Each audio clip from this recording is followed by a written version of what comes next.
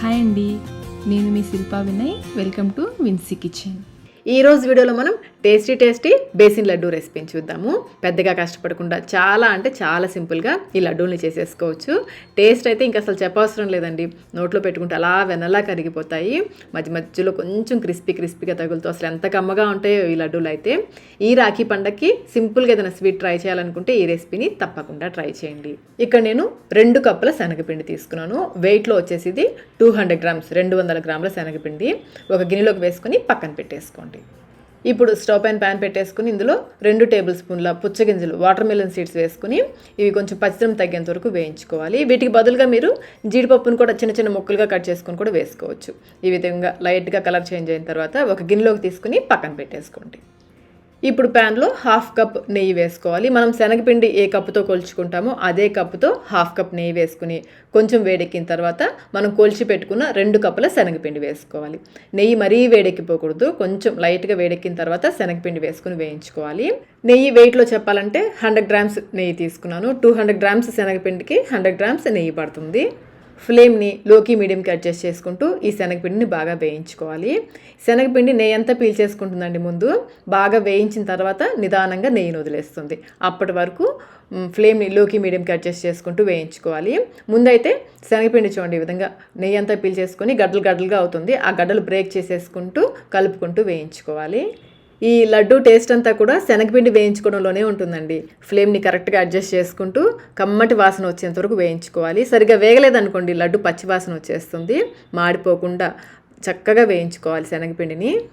అలాగే ఈ లడ్డు చేయడానికి శనగపిండి జల్లించుకోకుండా తీసుకోవాలి. మనం శనగపిండి జల్లించామనుకోండి రవ్వ పోతుంది కదా, ఆ రవ్వ ఉంటేనే ఈ లడ్డుకి టేస్ట్ ఉంటుంది. నెయ్యిలో బాగా వేగి తినేటప్పుడు అది క్రిస్పీగా తగులుతుంది. శనగపిండి అయితే ఫ్రెష్ శనగపిండి తీసుకుని జల్లించకుండా శనగపిండిని వేయించుకోవాలి. శనగపిండి టెక్స్చర్ చూడండి పొడిగా అయింది కదా. ఇంకొంచెం సేపటికి ఈ విధంగా నెయ్యి వదిలేసి ముద్దగా అవుతుంది.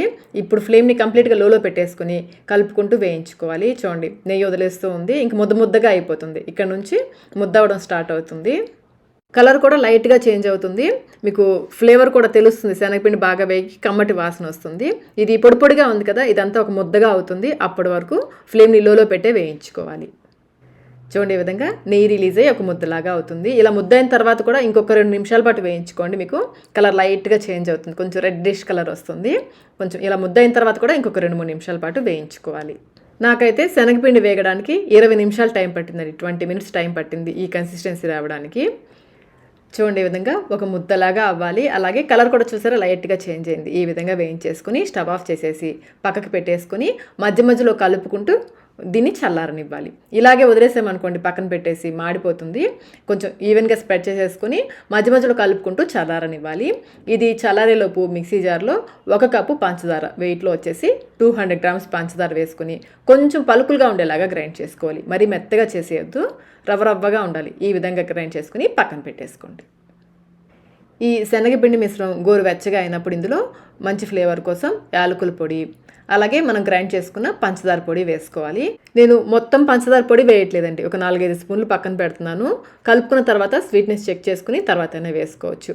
అలాగే ఈ పంచదార పొడి శనగపిండి మిశ్రమం వేడి తగ్గిన తర్వాత గోరువెచ్చగా ఉన్నప్పుడే వేసుకోవాలి. వేడి మీద వేసేసారంటే పంచదార కరిగి జార్ అయిపోతుంది. గోరువెచ్చగా ఉన్నప్పుడే ఈ పొడి వేసుకోవాలి. స్పూన్తో కంటే కూడా చేత్తోనే బాగా కలుస్తుంది. చూస్తున్నారా ఈ విధంగా బాగా గట్టిగా ప్రెస్ చేస్తూ కలుపుకోవాలి. పంచదార పొడి నేనైతే చూడండి ఇంత కొంచెం పంచదార పొడిని పక్కన పెట్టేశాను. స్వీట్నెస్ ఎక్కువ తినే వాళ్ళైతే ఇది కూడా వేసేసుకోవచ్చు.